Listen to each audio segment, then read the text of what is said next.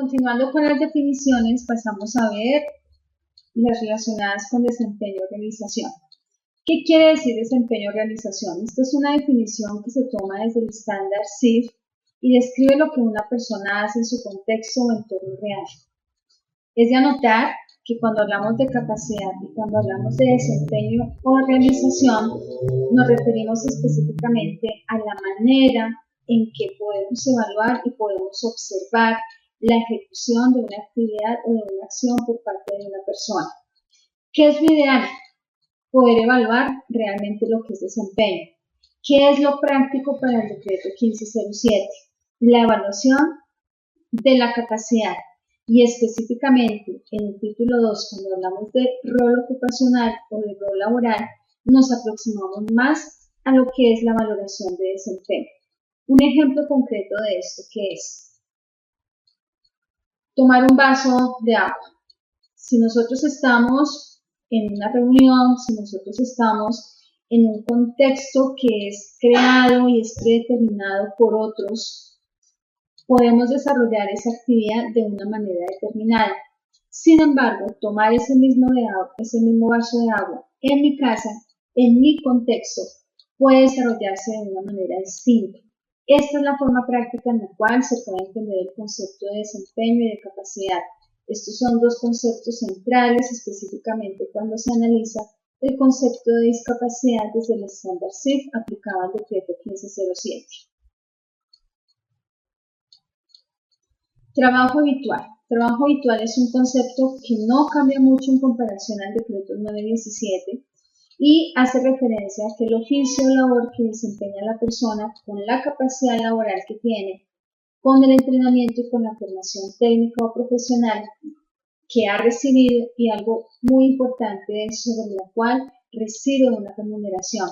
Es decir, que cuando nosotros hacemos la aplicación del título 2 y cuando se hace un proceso de calificación de pérdida de capacidad laboral, nos centramos en lo que es la calificación y la valoración del trabajo habitual como característica esencial del rol laboral. Otras definiciones incluidas en el decreto 1507 tienen que ver con los aportes que ha generado la Organización Mundial de la Salud. Desde el año 2001 específicamente, la OMS, para efectos del estándar SIF y para efectos de lo que es la clasificación internacional estadística de enfermedades, 10ª revisión, nos aporta lo que es el concepto de condición de salud. ¿Qué es condición de salud? Realmente es un término genérico que puede incluir una variedad muy amplia de categorías de una enfermedad. Cuando nosotros hablamos de categorías de una enfermedad, nos estamos refiriendo a enfermedades agudas o enfermedades crónicas, así como aquellas que tienen que ver con trastornos, traumatismos y lesiones. Por tanto, una condición de salud puede considerar también otras circunstancias asociadas en la vida, como es una condición de embarazo, la misma condición de envejecimiento, condiciones o estados de estrés, anomalías congénitas o incluso predisposiciones genéticas. Las condiciones de salud como tal se codifican con otro estándar semántico internacional que es la clasificación CIE-10. El artículo 3 también nos aporta la definición de daño corporal. Cuando hablamos de daño corporal debemos tener en cuenta que estamos haciendo una confluencia de dos perspectivas teóricas. Por un lado una perspectiva médica y por otro lado una perspectiva puramente jurídica. Así, daño corporal se puede definir o se conoce como cualquier alteración somática o psíquica que de una forma u otra perturba, amenaza o inquieta la salud de una persona, o simplemente es aquello que puede limitar o menoscabar la integridad física de una persona. Esta afectación de la integridad puede darse a nivel orgánico o puede darse a nivel funcional. El daño corporal es un elemento importante a la hora de calificar el decreto 1507 porque dependiendo de la perspectiva teórica que se suma, podemos estar diciendo en determinado momento que nos aproximamos a lo que es la valoración de un daño corporal. Sin embargo, este es un concepto que ha venido evolucionando, que sigue siendo vigente para esta herramienta pero que en un contexto internacional es un término de un fuerte debate teórico por las repercusiones que genera específicamente en la vida humana. En la diapositiva que ustedes ven a continuación, simplemente queremos ilustrar lo que es una condición de salud. Normalmente la condición de salud, al ser una parte objetiva de algo que muchas veces no puede expresar una persona, es aquello que nos resulta más tangible, que nos resulta más palpable. Y como se refería anteriormente, siempre se va a codificar con el uso correcto de lo que es la clasificación internacional estadística de enfermedades, versión 10ª, que para el año 2014 ya se encuentra en una versión liberada, versión 11 o versión revisada 11. Igualmente, entre las definiciones del artículo 3, nos encontramos con la fecha declaratoria de la pérdida de la capacidad laboral, es decir, esta fecha que corresponde al peritazgo médico laboral, como lo establece la Ley 1562 del 2012. El dictamen es un peritazgo médico laboral. Entonces es la fecha en la cual se emite dicho peritazgo, dicho dictamen. Entonces esta fecha es interesante en tenerla presente porque en un momento dado, cuando una persona tiene un determinado pérdida de capacidad laboral, esa pérdida de capacidad laboral no puede ser posterior a la fecha de emisión del dictamen.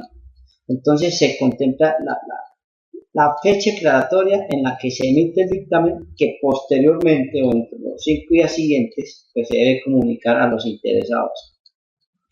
Y ahí es una fecha también muy importante, la fecha de estructuración. Pues de hecho esta fecha la teníamos definida en el decreto 917 de 1999, pero acá tiene unas modificaciones de las cuales comparando con el 91799 en el decreto 1507 de agosto 12 del 2014, no hay unas expresiones tales como en forma definitiva o permanente en el caso de pérdida de capacidad laboral. Entonces acá la fecha de estructuración se entiende como una fecha en la cual una persona pierde un grado o porcentaje de su capacidad laboral u ocupacional de cualquier origen, como consecuencia de una deficiencia, como consecuencia de una enfermedad o un accidente. La importancia de esta fecha en el caso de una incapacidad permanente parcial, cuando la pérdida es menor del 50%, es que nos va generando unas fechas a efectos de referencia. Porque una fecha que se estructure por una incapacidad permanente parcial en el 2003 y si posteriormente se califica en el 2008, la fecha no puede ser ni corresponder al 2003 siempre y cuando el grado o porcentaje de su capacidad laboral u ocupacional ha progresado, o inclusive si en la persona calificada este grado ha disminuido por mejoramiento de su estado o condición de salud. Entonces estas fechas nunca tienen que coincidir cuando hay nuevas calificaciones en las que su porcentaje de pérdida de capacidad laboral puede variar hacia arriba o hacia abajo. Si se conserva exactamente igual, de hecho la fecha de estructuración para efectos de pérdida de capacidad laboral se sigue conservando la misma. De igualmente, cuando establecemos la fecha para el estado de invalidez, es una fecha que determina el momento en el cual una persona evaluada o calificada alcanza el 50% de la pérdida de la capacidad laboral o ocupacional. Cuando hablamos del 50% y estructuramos dicho pérdida de capacidad laboral, ya por definición legal, en su artículo 38 de la Ley 100 del 93, en el artículo 9 de la Ley 776 del 2002, nos está fijando y definiendo la invalidez y si la persona tiene unos derechos o unas semanas o ha pagado o está debidamente afiliado en el caso del Sistema General de Riesgos Laborales, pues a partir de este último se causarán las mesadas que tenga derecho la persona. En el caso de eventos no laborales, es decir, eventos comunes como el accidente o como la enfermedad, esta fecha va a revivir las normas anteriores a la ley 860 del 2003 en cuanto a al requisito de semanas. Es decir, si a la fecha de determinación de la pérdida de capacidad laboral en el que se emite un dictamen se estructura un estado de invalidez en el año 93 o en el año inmediatamente anterior o años anteriores al 1 de abril de 1994, fecha en la cual entró en vigencia esta ley, revive las normas anteriores, como en el caso del Seguro Social, que se revive el decreto 758/90, y como ya se le había comentado a ustedes en la parte de legislación, se tendrán en cuenta unos requisitos totalmente diferentes a los establecidos en el artículo 1 de la ley 860 de diciembre del 2003. Entonces, mire la fecha de estructuración de ese 50% de pérdida de capacidad laboral. Esta fecha, en un momento dado, puede variar siempre y cuando la persona mejore su condición de salud, es decir, que deje de ser inválido o que tenga una pérdida como lo que ya vimos relacionada con incapacidad permanente parcial. Pero de ninguna manera la fecha de estructuración del estado de invalidez puede modificarse cuando la persona nuevamente se hace calificar, bien sea porque es una revisión de pensión de invalidez. Así su valor porcentual de pérdida de capacidad laboral haya aumentado. Si inicialmente se le estableció un 50% y se le dio 2005 la fecha de estructuración, una nueva calificación dada por una revisión de pensión y tiene un porcentaje mayor, hablemos de 60, 70, 80, 90%, la fecha de estructuración del estado de invalidez sigue siendo la misma por cuanto ya cumplió con lo definido en el artículo 38 de la ley 100 y en el artículo 9 de la ley 776. Es decir, que la fecha en una nueva calificación no va a modificar así su estado de invalidez se haya aumentado, se haya agravado y así tenga hoy 85-90% de pérdida de capacidad laboral, la fecha sigue siendo la misma. Es importante señalar esto porque la fecha del estado de invalidez, de fecha de estructuración, va a ser siempre la misma. Como les dije antes, a no ser que la persona calificada mejore su condición médica y ya no sea inválido. De igual manera, estas fechas deben ser soportadas y el fundamento de hecho para efecto de fijar esta fecha es la historia clínica. La historia clínica es la que me va a respaldar cuando se fija esta fecha.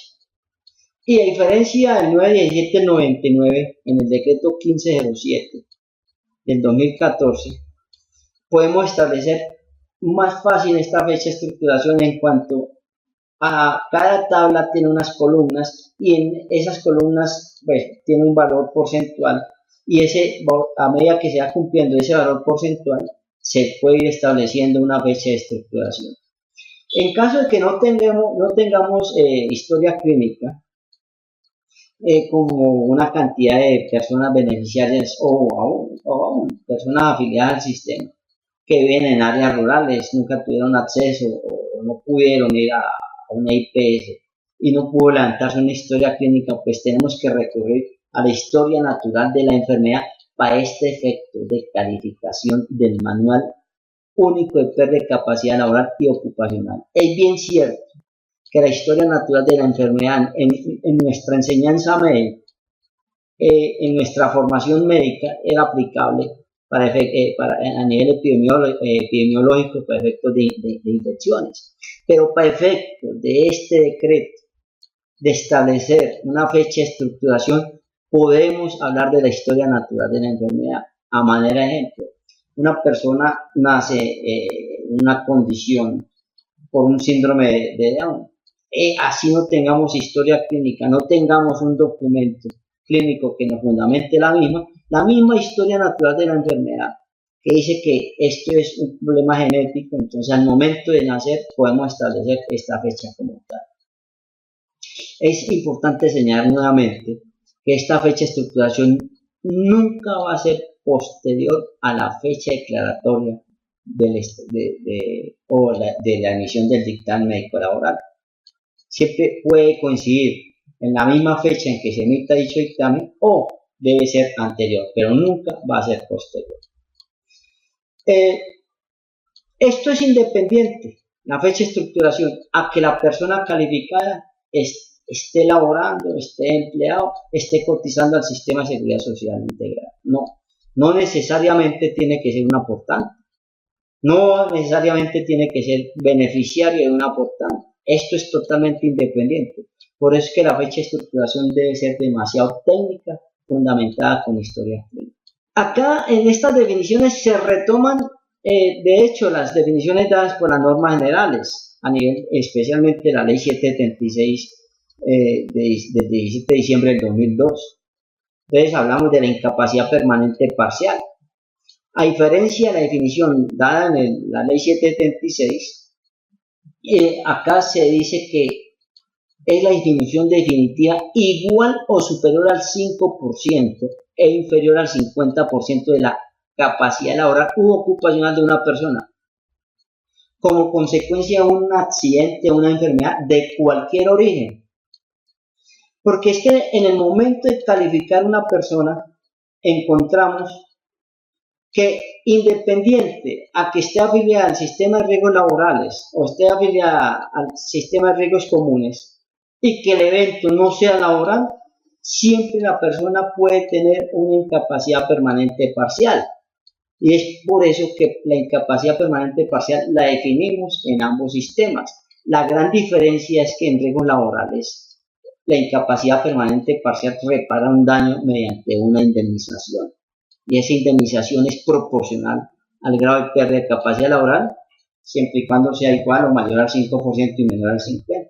En el sistema de riesgos comunes no existe esta indemnización, pero la persona calificada sí puede presentar una incapacidad permanente parcial.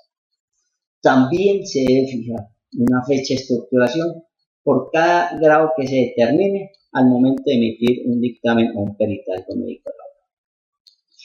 También tenemos la definición de invalidez. Es bien cierto que la definición de invalidez está definida en el artículo 38 de la ley 100 como el 50% o más de la pérdida de capacidad laboral o de origen no profesional, o en el caso del artículo 9 de la ley 776 del 2002 nos la define como la pérdida del 50% más de la capacidad laboral por un evento derivado de un accidente o una enfermedad laboral. Estas dos definiciones, en esta forma muy expresa, no están siendo contradecidas por la definición dada en este decreto, porque acá la definición que se está dando al incluir la expresión ocupacional no está contrariando las normas generales, por el contrario, las está complementando.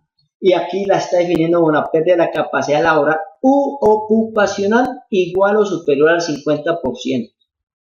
¿Por qué digo que no la está contrariando las normas generales? Que las está más bien reglamentando o la está aclarando. Porque es que acá estamos calificando también pérdida ocupacional, de su capacidad ocupacional.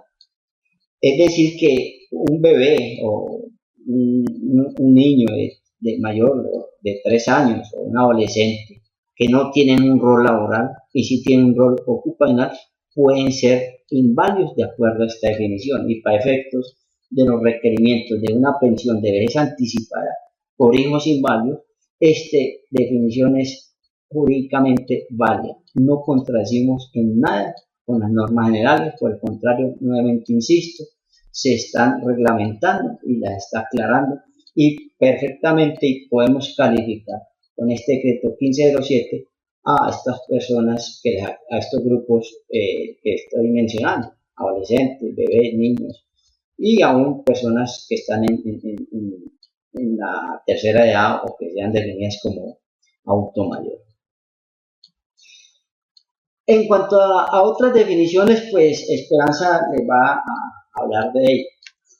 Bueno, otra definición es la relacionada con rehabilitación integral. Si bien sabemos que existen muchas definiciones de lo que es rehabilitación integral, para efectos de este manual se rescatan las definiciones construidas en diferentes documentos aportados en su momento por el Ministerio de Protección Social. Aquí se define como el conjunto de acciones realizadas que involucra no solamente a la persona en su propio proceso de rehabilitación, sino que tiene como fines específicos su reincorporación, reubicación, readaptación o reinserción laboral y ocupacional. Esto con el fin de mantener una máxima autonomía e independencia en la capacidad física, mental y vocacional, así como la inclusión y la participación plena en todos los aspectos de la vida.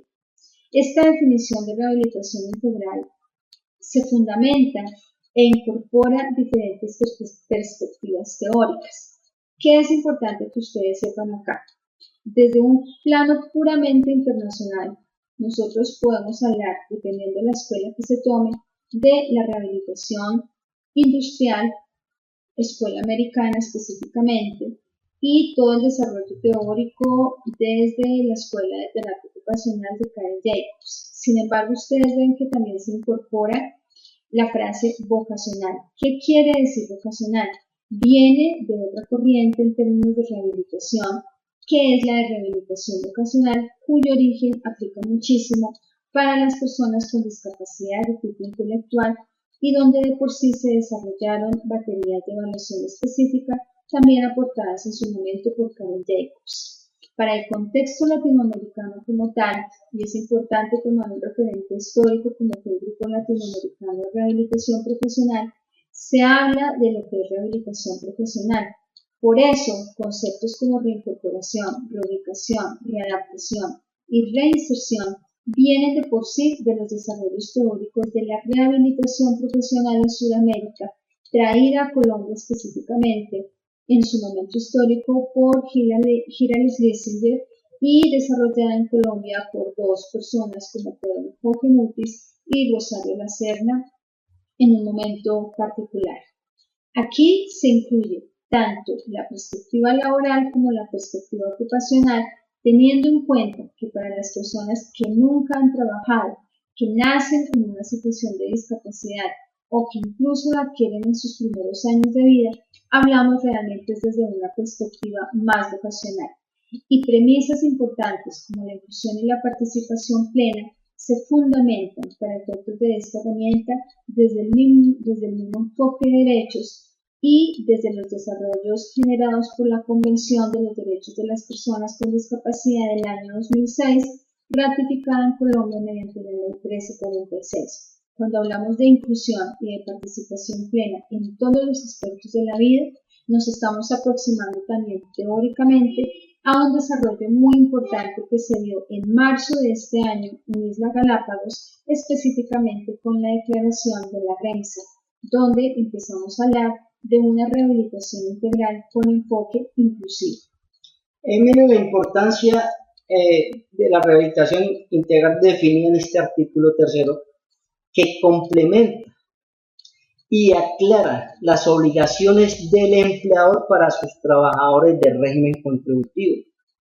Como obligación de todo empleado en una gestión de seguridad y salud en el trabajo está la de reincorporar, reubicar, redactar o reinsertar laboralmente y a sus trabajadores que han padecido alguna contingencia de origen profesional o común, y después de este reintegro laboral mediante cualquiera de estas figuras, está aplaudible esta definición y complementa estas normas que establece las actividades propias de la gestión y seguridad de salud en el trabajo para todos los empleadores que están en nuestro territorio nacional. Otro aporte importante de la rehabilitación integral es que la rehabilitación integral como tal resulta ser un concepto clave cuando hablemos de mejoría médica máxima, porque allí ustedes van a poder ver cómo este concepto se incorpora y trasciende la perspectiva puramente biomédica a una perspectiva más incluyente y más de participación social. Bueno, igualmente, alguna norma de interpretación de este manual, pues, de hecho, para unificarnos entre el contexto de nosotros los calificadores para interpretación de algunas definiciones dadas en el decreto 1507 del 2014, vamos a hacer uso del diccionario de la Real Academia de la Lengua Española. Es así que cualquier duda de alguna definición o alguna expresión que tengamos, entonces tenemos que apoyarnos en este diccionario y así evitar precisamente malas interpretaciones o malas aplicaciones de ciertas expresiones en este decreto. El artículo 4 también se complementa entonces con las normas de interpretación para el decreto 1507. Primero, como lo decía Hermes, el uso del diccionario de la Real Academia de la Lengua, el uso de los términos desde una perspectiva puramente técnica, y esta perspectiva técnica se asocia con la aplicación de una respectiva disciplina, y las definiciones y los conceptos establecidos se interpretan de acuerdo con el contexto y con el sentido propio, en este caso para el contexto colombiano y para sus diferentes regiones. Ahora bien, cuando se habla de una patología o de un diagnóstico que no aparezca, el manual nos dice que esto se puede homologar al mismo de acuerdo a los conceptos que encontremos tanto en la misma norma como en el diccionario real. Para efectos prácticos es importante que ustedes tengan en cuenta que toda la interpretación del manual, toda esa escritura como tal, tiene dos enfoques de fundamentación. Uno, desde lo que son estándares semánticos internacionales que son reconocidos por la Organización Mundial de la Salud como clasificaciones principales de la misma organización. Otro, clasificaciones que vienen desarrolladas desde otros organismos internacionales como la Organización Internacional del Trabajo, y aportes muy valiosos desarrollados en este caso desde la Asociación Médica Americana, específicamente con sus guías AMA versiones quinta y sexta. Aquí es valioso anotar que cuando hablamos de AMA versiones quinta y sexta, no nos estamos refiriendo a estándares semánticos internacionales, sino a desarrollos del conocimiento valiosos y que se han venido incorporando y utilizando en la construcción de diferentes baremos internacionales. También es importante señalar que en este decreto desaparecen algunas expresiones como analogía, como similitud. Simplemente se toma es la de homologar, pero esto es siempre y cuando la patología o el diagnóstico de la enfermedad a calificar no se contemple en esta norma. Entonces es señalar que es solamente cuando no haya estas patologías, y además nosotros no calificamos enfermedades, no calificamos diagnósticos, calificamos es la secuela o deficiencia que haya generado la misma.